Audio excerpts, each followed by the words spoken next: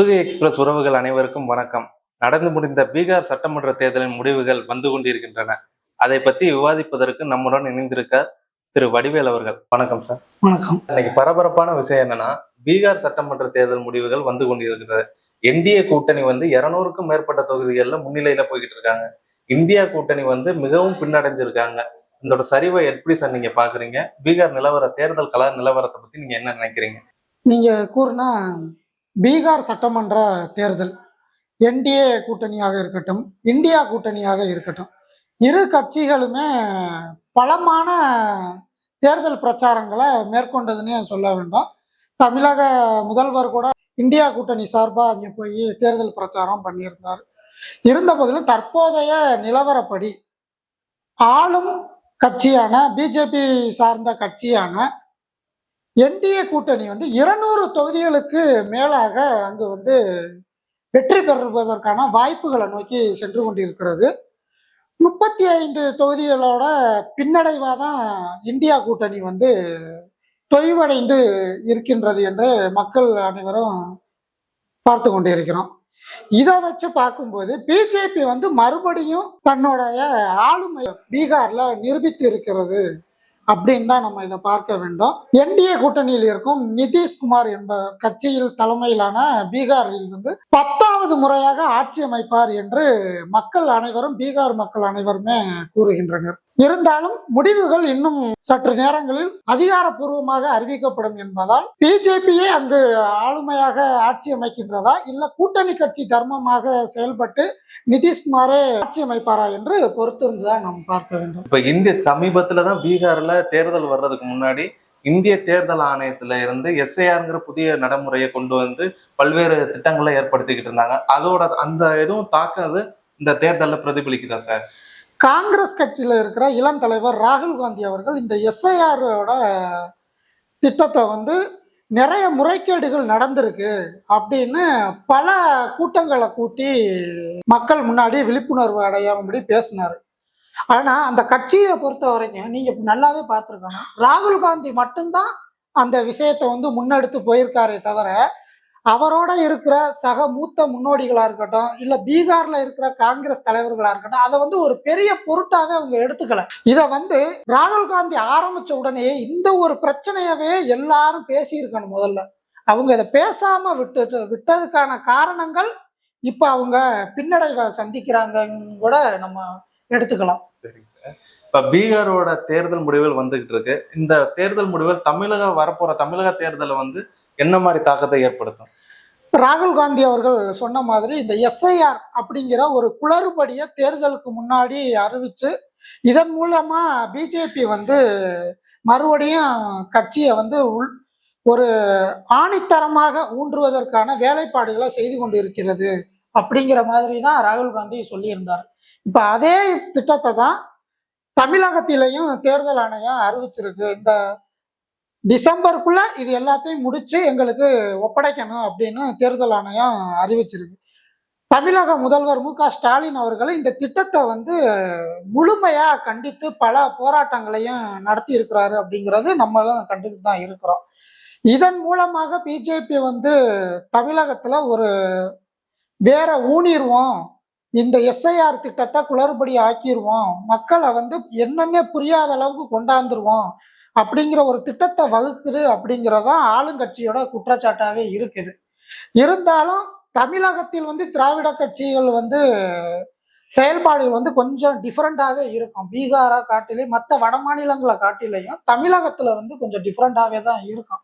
இருந்தாலும் 2026 தேர்தல் முடிவுகள்ல தான் தெரியும் இந்த எஸ்ஐஆர் தமிழகத்துல பிஜேபிக்கு கை கொடுத்துருக்கா இல்ல அதை எதிர்த்து திமுக வெற்றி பெற்றிருக்கா அப்படிங்கிறது வரப்போற சட்டமன்ற தேர்தலில் தான் நமக்கு தெரிய வரும். இந்தியா கூட்டணியில உள்ள எதிர்கட்சி தலைவர்கள் எல்லாரும் என்ன சொல்றாங்கன்னா, இந்திய தேர்தல் ஆணையம் பிஜேபிக்கு சாதகமா வேலை செய்யுது அப்படிங்கிற மாதிரி குற்றச்சாட்டை முன்வைக்கிறாங்க. இதை பத்தி நீங்க என்ன சார் நினைக்கிறீங்க? இந்தியா கூட்டணிகள் குற்றச்சாட்டுகளை வைக்கிறாங்க. ஆனா அங்க இருக்கிற மக்கள் அனைவரும் பிஜேபியான கூட்டணி கட்சிகளுக்கு தானே ஆதரவு நிறைய தெரிவிச்சிருக்காங்க.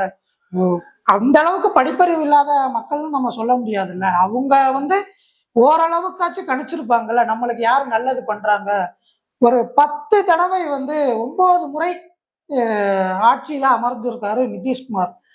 தொடர்ந்து 9 முறை இருந்திருக்காருன்னா அவர் பல திட்டங்களை கொடுத்துருக்கலாம்ல மக்களுக்கு. அதன் மூலமா மறுபடியும் அவரே வரணும் அப்படின்னு மக்கள் எண்ணி தானே இந்த வாக்குகளையே போட்டிருக்கிறாங்க. அப்படின்னு பார்க்கும்போது பிஜேபியை காட்டிலும் நிதிஷ்குமார் அவர்கள் வந்து அந்த மாநிலத்தை ஒரு நல்வழிப்படுத்தி தான் கொண்டு போயிருக்கிறாரு அப்படின்னு தான் நம்ம பாக்குற மாதிரி இருக்குது. சார், நல்வழிப்படுத்தி கொண்டு போயிருக்காங்க நீங்க சொல்றீங்க. ஆனா இந்தியாவிலே வந்து எழுத்தறிவு சதவீதத்துல மிகவும் பின்தங்கி கடைசி நிலையில இருக்கிறது நம்ம பீகார் மாநிலத்தை பாக்குறோம். இருந்தாலும் மக்கள் மீண்டும் மீண்டும் நிதிஷ்குமாரை தேர்ந்தெடுக்கிறதுக்கான காரணம் என்ன சார் நீங்க பாக்குறீங்க? இதே தமிழ்நாட்டுல நம்ம சொல்ல போனோம்னா எம்ஜிஆர் வந்து ஆட்சியில இருக்கும்போது அவர் வந்து படுத்துக்கிட்டே ஜெயிச்சாரு அப்படின்னு சொல்லியிருப்பாங்க. அப்பவும் வந்து தமிழ்நாட்டு மக்கள் வந்து ஓரளவு படிப்பு விகிதத்துல கொஞ்சம் முன்னேறி தான் இருந்தாங்கன்னு வச்சுக்கோங்களேன். இருந்தாலும் நிதிஷ்குமார் அவர்கள் வந்து மீண்டும் மீண்டும் வர்றாரு. ஒரு முறை 2 முறை ஆட்சியில வந்தாலே நம்ம என்ன பண்ணிடுவோம், அடுத்த முறை வேற கட்சிக்கு கொடுத்து பார்ப்போம் ஒரு டைம் அப்படின்னு நினைப்போம். ஆனா இவர் தொடர்ந்து 9 முறை வந்து இது பண்ணி வெற்றி பெற்றிருக்கிறாரு அப்படின்னு பார்க்கும்போது அந்த கட்சியோட ஆளுமையை வந்து அவர் வந்து அங்க வேரூன்றியே இதுவரைக்கும் கொடுத்திருக்கிறாரு. கிளை தொண்டர்கள்ல இருந்து எம்எல்ஏக்களா இருக்கட்டும், மினிஸ்டர்களா இருக்கட்டும், எல்லாருமே அங்க வந்து இறங்கி வேலை பார்த்துருக்குறாங்க அப்படின்னு தான் நம்ம வந்து இதை வந்து பாக்குற மாதிரி இருக்குது. சார், இப்ப நடந்து முடிஞ்ச நாடாளுமன்ற தேர்தல்ல பிஜேபிக்கு தனி பெரும்பான்மை கிடைக்கல. ஆந்திராவில் உள்ள சந்திரபாபு நாயுடும் பீகார்ல உள்ள நிதிஷ்குமாரோட தயவுல தான் இன்னைக்கு ஒன்றிய அரசு ஆட்சி அமைச்சிருக்காங்க. இப்போ வந்து இன்னைக்கு நடந்து முடிஞ்ச பீகார் எலெக்ஷன்ல வந்து இன்னைக்கு பாஜக தனி பெரும்பான்மையோட இருக்கு. இப்போ முதலமைச்சர் வேட்பாளரா பாஜக வேட்பாளர் அறிவிப்பா முன்னிலைப்படுத்துவாங்களா, இல்ல நிதிஷ்குமாரை மீண்டும் முதலமைச்சர் ஆவாரா சார்? இப்ப நடந்து கொண்டு இருக்கின்ற தேர்தல் முடிவுகள்ல பிஜேபி வந்து 95 இடங்களுக்கு மேல முன்னிலையிலையும், நிதின்குமார் அவர் வந்து 84 தொகுதிகள்ல முன்னிலையும் இருந்துட்டு இருக்காங்க. அது போக மற்ற கட்சிகள் ஒரு 20 தொகுதிகள் முன்னிலையில இருக்காங்க இந்த என்டிஏ கூட்டணியில.